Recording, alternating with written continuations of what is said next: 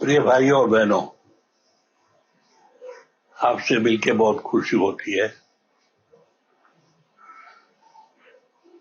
आप तो देखते हैं कि हम अब बहुत, जिसको अंग्रेजी में एडवांस स्टेज कहते हैं, यानी वृद्धावस्था में पहुंच गए हैं। तो आना जाना, इधर उधर टटोलना हमारी शक्ति के पार हो गई है। लेकिन कभी कभी तो मुलाकात होती है मालिक की कृपा से। तो हम अब एक किस्म की जल्दी महसूस करते हैं क्योंकि मैं महसूस करता हूं अपनी जिंदगी में कि अब कितना समय रह गया किसी को मालूम नहीं होता है। हमें नहीं मालूम होगा तो आपको भी नहीं मालूम होगा। ये तो ईश्वर छिपा के रखते हैं हमारे सामने से। बाबूजी महाराज कहा करते थे, जन्म और मरण उनके हाथ में है। तो रोज हम सुनते हैं, हमारे पास चिट्ठियां आती रहती है कि 22 साल का लड़का एक्सीडेंट में, दुर्घटना में गुजर गया है। कोई 80 साल के बुजुर्ग कैंसर से गुजर गए। कोई बहन एक शिशु को पैदा होते हुए वो गुजर गई। तो कोई ठिकाना नहीं है। तो हमारे पास कितना समय है किसी को पता नहीं। इसका अर्थ क्या होता है, इसका मतलब क्या होता है, हमें क्या करना चाहिए। हर एक को ये होश में पैदा हो जाना चाहिए कि भाई, हम चाहे बालक हो या बूढ़ा, ये अनजानी अवस्था तो हमारी है कि हम नहीं जान सकते कि कब तक हम होंगे। तो जो टाइम हमारे पास बाकी है, जितनी वक्त हमारे पास बाकी है, उसको हम सही तौर से इस्तेमाल करना है। और ये क्या करना है, बाबूजी महाराज से हमने पूछा एक बार कि बुद्धिमान का मतलब क्या होता है। उन्होंने कहा, ऐसे जियो कि अगले क्षण हमें मरना है। अगर किसी को पता चला कि बस हमारे पास 10 मिनट और है, तो हम क्या करेंगे? बैंक जाएंगे पैसे जमा करने, या अकाउंट देखेंगे कि हमारे पास कितना दौलत है? क्या करेंगे हम? परीक्षित जैसा एक संत के पास पहुंचना है, उनके चरणों में बैठना है, जो वो कहते हैं सुनना है, ध्यान करो तो ध्यान करना है, उसी ध्यान में हमें शरीर त्याग के निकलना है। तो ये जो बुद्धि यानी बोध हमें मिला है हमारे बाबूजी से, हमें भूलना नहीं चाहिए। हमें ये नहीं, मेरी माँ हमें हमसे नहीं कहना चाहिए कि अब तुम्हें क्या जरूरत है, 28 साल तो हो तुम, अब क्यों पूजा करना है। या कोई बाप अपने औलाद से कहे, ठीक है 60 साल के बाद देखा जाएगा। ये हमारी संस्कृति में एक दुर्घटना जैसी हुई है। कोई वायरस छिपा हुआ है कि 60 साल के बाद ही हमारी आध्यात्मिक जीवन शुरू होती है। हमने बहुत लोगों से सुना है, साहब अब क्या जल्दी है। मैं एक बार केरल गया मेरे एक सहपाठी के साथ, जो हमारे बहुत निकट थे, नायर नाम था उनका। हमारे कंपनी के बॉस भी हमारे साथ आए क्योंकि उस लड़के की शादी होनी थी। उनका 40 या 42 साल का उम्र था उस टाइम जब शादी हुई थी उनकी केरल में। शादी करा के मैं लौट आया मद्रास। 10 दिन बाद वो बीबी को लेके मद्रास आया। हम उनके साथ कांजीवरम गए साड़ी लेने के लिए, बीबी के लिए। तो आधा दिन लगा उसमें, तो सौदाएं सब हो चुकी थी, 4-5 साड़ी उसने ली और मोटर से जा रहा था वापस बंबई। कांजीवरम से मैं इस तरफ आया चेन्नई, वो उस तरफ बंबई का रास्ता पकड़ के निकला। फिर मुलाकात नहीं हुई। हमने कहा उस टाइम विदा होते समय कि भाई अभी तो पूजा करो, शादी भी हो चुकी है। उसने जवाब दिया कि भाई हम मानेंगे तुम्हारी बात, लेकिन अभी अभी तो शादी हुई है। तो 1-2 साल के बाद हम आपकी बात मान के ध्यान में जरूर आएंगे। 1.5 साल बाद वो नहीं रहा। बंबई पहुंचा, वहां तमाम कुछ बीमारी थी, और कोचीन में वो जो रनवे जिसको कहते हैं ना, जो जिस पर हवाई जहाज चलती है, उसका एक्सटेंशन हो रहा था, तो उसको बंद करने वाले थे। तो इसने अपनी बीवी को घर भेज दिया मैकी। एक हफ्ते बाद उनको मीजल्स हो गया, और एक हफ्ते बाद उसका जन्म का अंत हो गया। मैं हैदराबाद में था उस समय। मुझे टेलीफोन द्वारा किसी ने बताया, तो यहाँ आने के बदल बम्बई का टिकट बदल के वहां चला गया था। बहुत दुख की बात थी, लेकिन तब तक उसका पोस्टमार्टम करना पड़ा, तो सब कुछ हो चुका था, दहन संस्कार, अंतिम संस्कार सब। तो ये कहने का मतलब है कि बस 2 साल अभी रहने दीजिए, आ जाते हैं हम, या बिजनेस चल रहा है ठीक से, अभी हम समय नहीं निकाल सकते हैं। एक शख्स बाबूजी महाराज के पास आए और 2 घंटे की बहस हुई, और फिर उन्होंने कहा है कि साहब मेरे पास वक्त नहीं है। तो बाबूजी महाराज मुस्कुराते हुए उन्होंने कहा कि किसके पास कितना वक्त है कोई नहीं जानता है। तो ऐसे एक इसमें अर्जेंसी जिसको कहते हैं, यानी जल्दबाजी, ये होना ही है। केवल इम्तिहान देने के लिए टिकट, अभी वो क्या कहते हैं एडमिशन के लिए हॉल टिकट, भागते हैं रिजल्ट के दिन, भागते नंबर आया कि नहीं देखने के लिए। अरे वो सब भागने से क्या फायदा है, जो होगा वो तो होगा, छप चुकी है। अब आप देखो या संध्या काल देखो, क्या फर्क पड़ता है। जिसको अपने ऊपर भरोसा है वो तो कहेगा कि नहीं, देखना क्या है, हमें तो मालूम है। और जिसके आशा नहीं है वो देखने से क्या फायदा। तो हमें जिसको देखना है उसको देखना है, जिसके सुनना है उसका सुनना है, और जिसके पीछे हमें पढ़ना है उसके पीछे पढ़ना है। कब? अब। ये जो नहीं मानेंगे,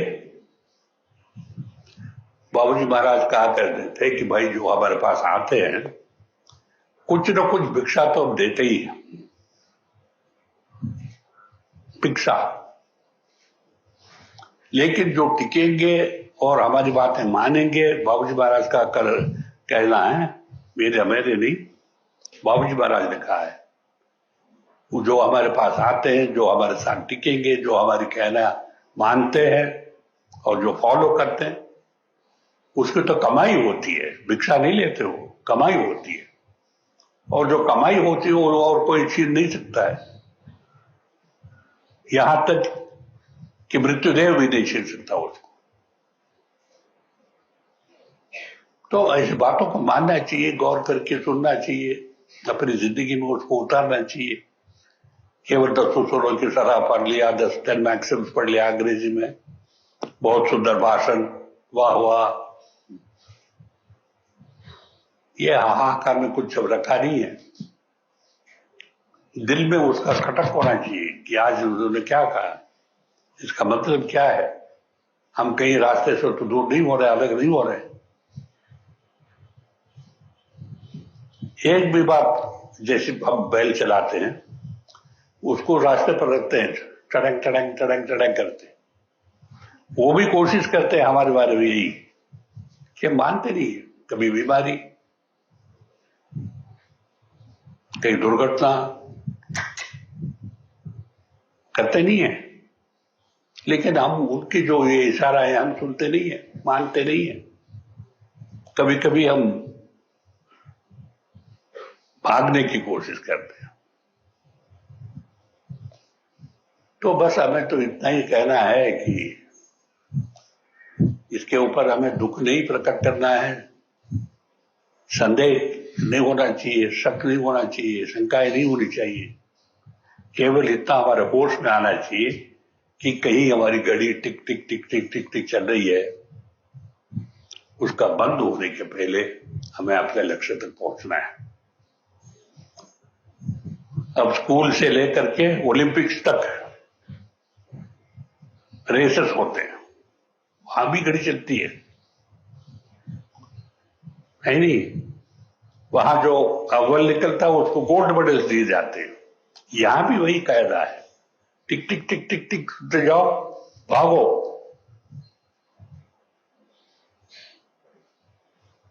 आत्मा बल के बारे में उपनिषद में कहा है कि मृत्यु भी जिसके पास आत्मबल है उससे दौड़ता है, दूर हो जाता है।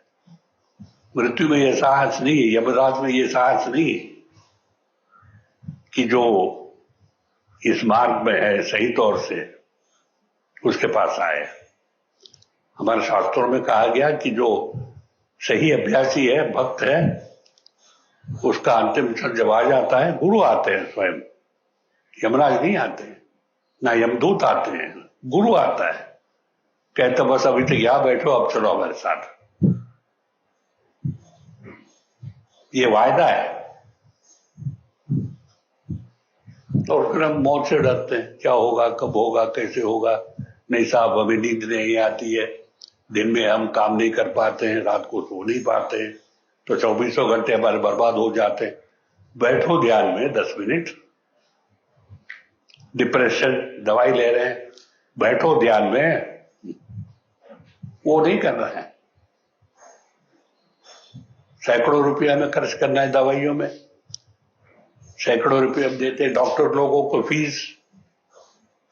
कहां कहां दौड़ भाग करते हैं, दीवार कहीं जाओ, उधर जाओ, इधर जाओ, वहां ऐसी चिकित्सा है, यहां ऐसा डॉक्टर है।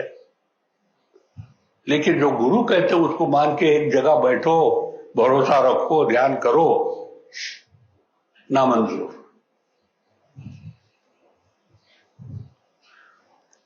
आप लोग शायद एक किस्सा जानते हैं कि मेरी गुरु माता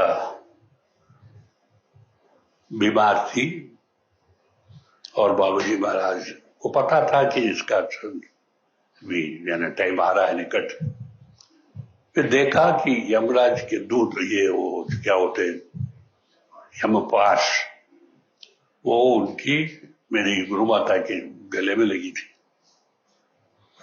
तो बाबूजी महाराज तैयार हो गए उसको तोड़ के हटाने के लिए। ऊपर से लाला जी साहब की आवाज आई, हाँ रामचंद्र तुम जरूर कर सकते हो, लेकिन याद रखना कि अगर यमराज को तुम अपनी पदवी से गिरा दोगे, तुम्हें वो काम संभालना पड़ेगा। समझ गए? तो ये शक्ति है, ये शक्ति हर एक के लिए मौजूद है, लेकिन शक्ति के पीछे हम नहीं जाते हैं ध्यान करने, हम तो मुक्ति के पीछे हैं। शक्ति के बाद छोड़ के आए हम लोग नहीं, वो हमारे लिए मुनासिब नहीं है, फायदामंद नहीं है। शक्ति से क्या करना है? हर शक्ति हमें यहां छोड़ के जाना पड़ेगा जब हम जाते हैं। यहां तक कि आध्यात्मिक जो हमने धन इकट्ठा किया है, दौलत जो हमने इकट्ठा किया है, इसको भी हमें बांट के निकलना पड़ता है। एक अणु मात्र भी हम नहीं ले जा सकते। तो हमें क्या ले जाता है ऊपर?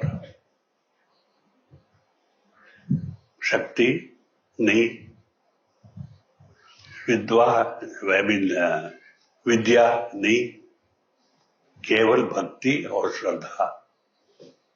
इसके लिए हम ध्यान करते हैं। ध्यान से हमारे अंदर बहुत सी चीजें उत्पन्न होती हैं, लेकिन उन सबको हमें छोड़ना है। जैसा मरता आदमी, सोना हो तो सोना छोड़ो, कर्ज हो तो कर्ज छोड़ो, जो कुछ भी है हमें तो यही छोड़ के जाना पड़ता है। या तो हमारा औलाद भोगेंगे या पछताएंगे, है कि नहीं? तो बस इतनी बात हम कह चुके हैं, और क्या कहना है। आप लोग तो अक्लमंद हैं, समझदारी हैं, और मैंने तो जो कुछ हिंदी आती उसी हिंदी में हमने बोला है आपके सामने। इसको यहां छपा लीजिए दिल में। पुस्तक में क्या रखा है? पुस्तक में कुछ नहीं है। शास्त्र के अनुसार हमारे योग मार्ग में, योग पद्धति में, योग के चलन में 3 चीजें हमें याद करनी है। सुनना है, गौर करके जो कुछ उससे सत्य है वो हमें अपनाना है और फिर ध्यान में बैठना है। श्रवण, मनन, निधिध्यासन, ये तीन ही स्टेप्स हैं, सीढ़ियां हैं वहां पहुंचने के लिए। और कुछ है पढ़ना नहीं है, फिलोसफी की जरूरत नहीं है, अक्ल की जरूरत नहीं है, क्योंकि अक्ल में जो कुछ है वो पैसा कमाने के लिए, दुनिया में हमें रास्ता दिखाने के लिए। ये जो है ये तो अनंत काल तक, काल तो आया, काल की बात तो उठती नहीं है, यानी इटर्निटी जिसको कहते हैं, उसके लिए दिल की जरूरत है, हृदय की जरूरत है। तो इसको संभालिए, इसको बस तत्काल के लिए जो कुछ कर रहे हो वो इस्तेमाल करिए, फिर भूल जाइए। बाबूजी महाराज का आशीर्वाद हो।